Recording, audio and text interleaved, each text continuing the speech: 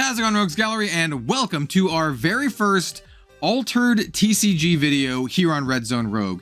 Today, I'm going to tell you basically all of my thoughts about Altered, what the game is, whether or not I'm interested in it, and, well, we're going to spoil some cards, right? They gave me some cards to spoil, and I guess that kind of, you know, makes the point of whether or not I'm interested in it a little bit moot, because I'm interested in it enough, hey, to spoil a card, because I think the game's actually really cool, and I think it's doing a lot of very unique things in the TCG industry that I think are worth paying attention to, and I think the game can appeal to a much wider audience than usual. So, without further ado, let's go into an overlay here, and then start talking about Altered. So, Altered here is a game from Kickstarter. They raised over 6 million euros, which is insane.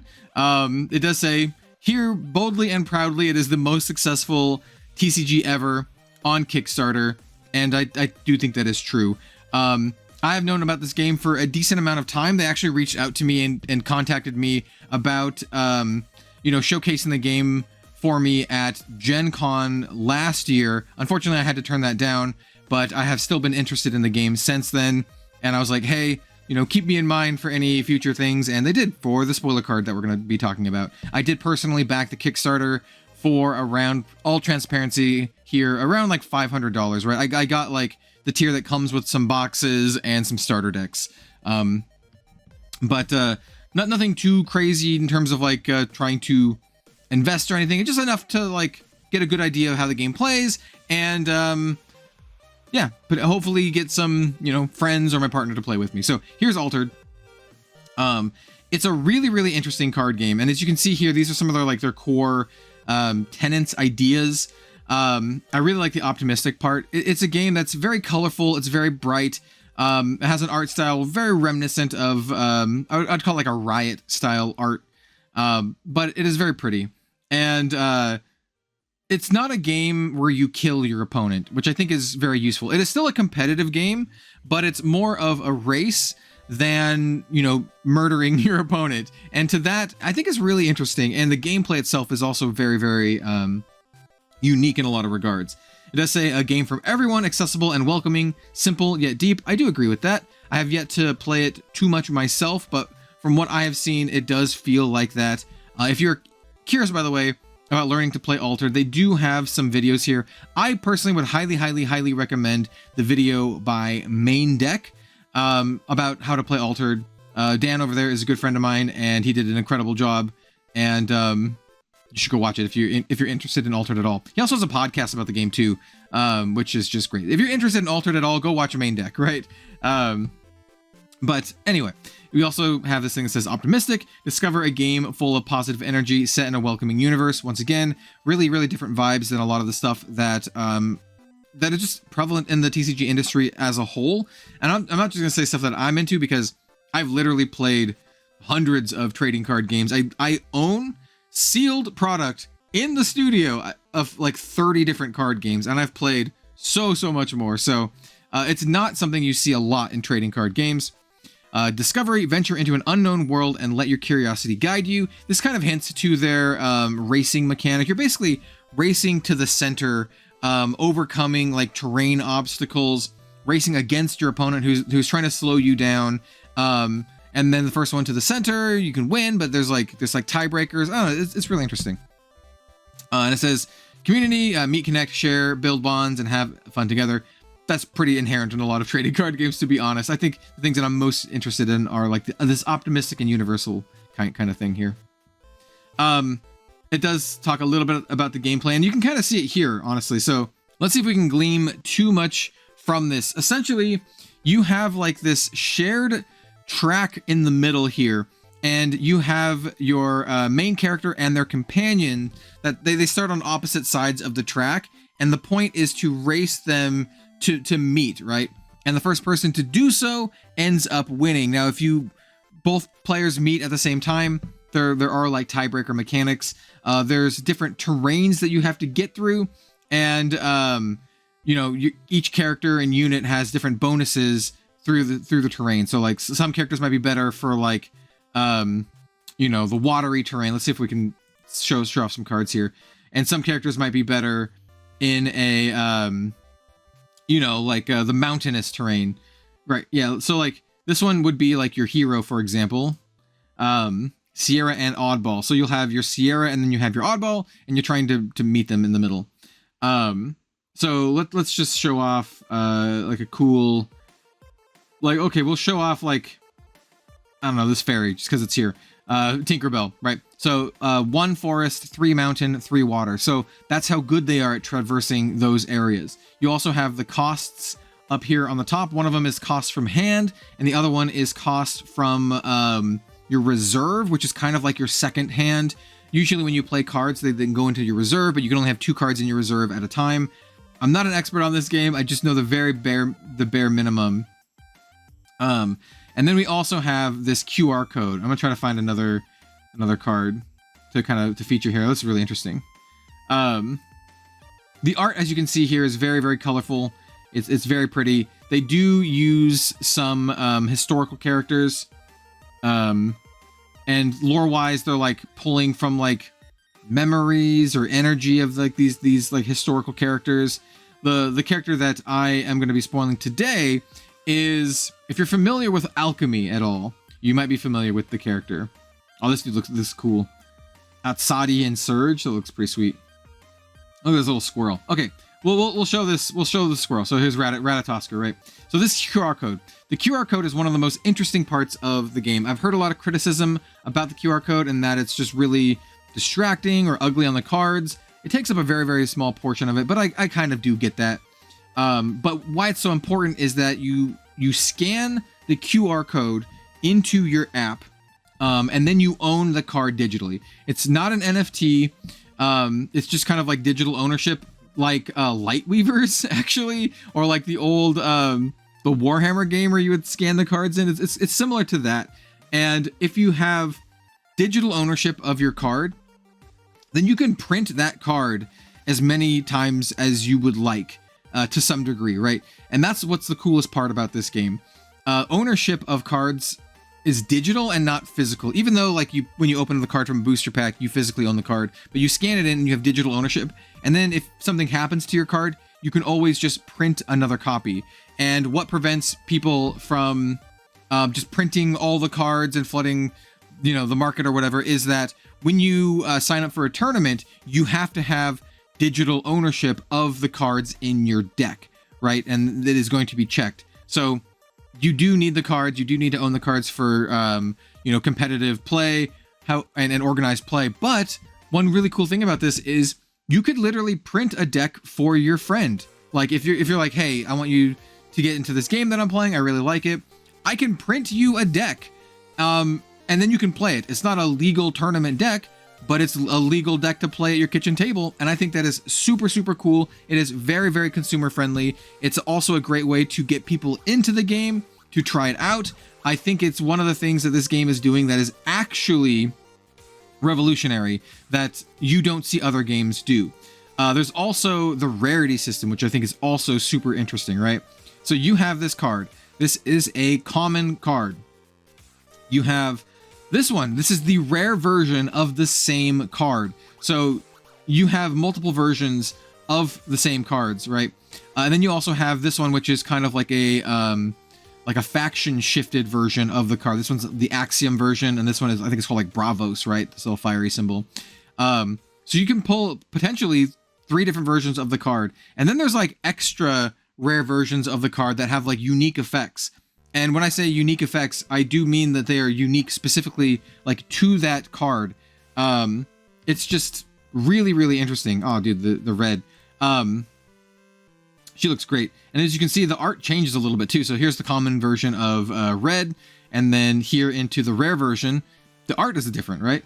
That's super cool. I really like this. I really, really like this. There's a lot of stuff that just go into this game that just make it that much more like interesting.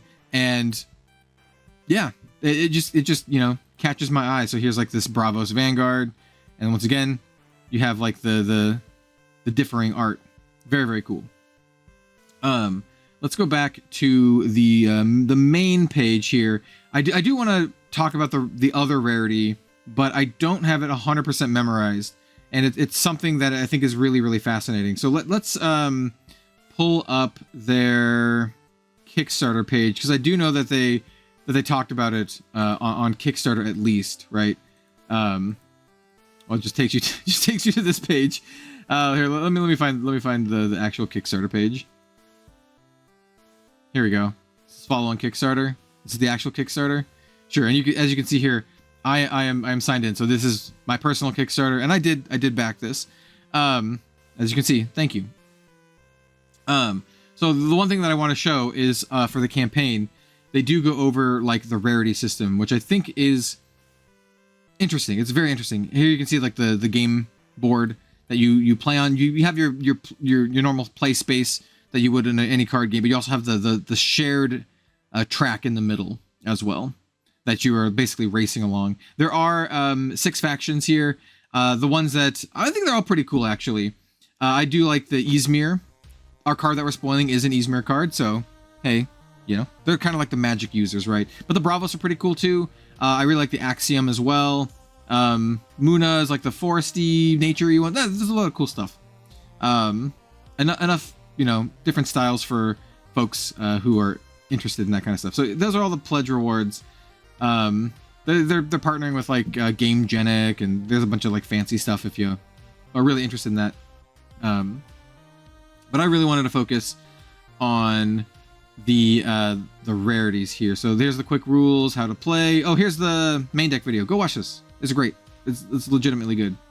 Here are some game modes. Draft. There's a multiplayer, 2v2. Since you do own digital ownership of the cards, you can actually play them digitally when the game comes out.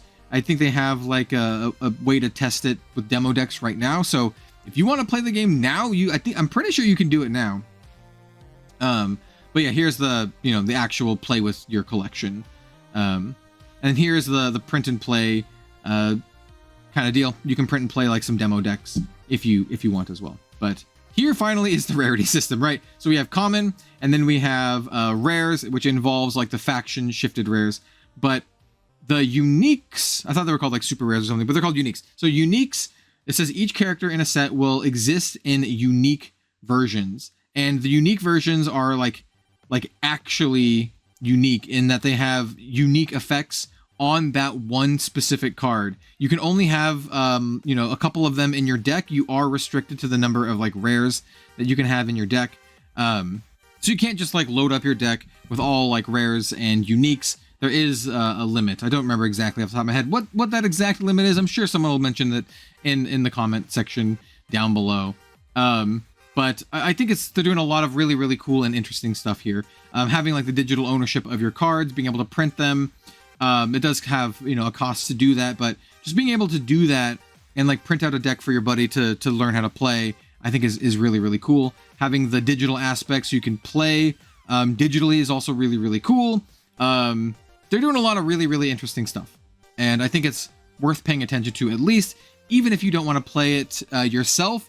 I think they're doing enough interesting stuff in the TCG industry that, for me, someone who loves trading card games, it makes me stop and think like, oh, this is actually really interesting. This is something that is worth paying attention to. So with that said, that's kind of my spiel on Altered. I think the game is cool. I will be trying it out. Will I be doing like main content for Altered on Red Zone Rogue? I don't know yet. We'll have to see how I really feel about the game once it's officially out and I'm, can really, really play it in earnest. I am going to be, playing with some friends. We're going to be playing it in the Rogues Gallery Discord. I know some folks in the Discord have also supported it, the Kickstarter as well. And it's another game that I'm like going to try to get my partner to play because once again, it has like this atmosphere that I think is very welcoming to a lot of like non-hardcore trading card game players that I think it can appeal to a lot of folks on like multiple levels. And I think the gameplay itself is interesting enough that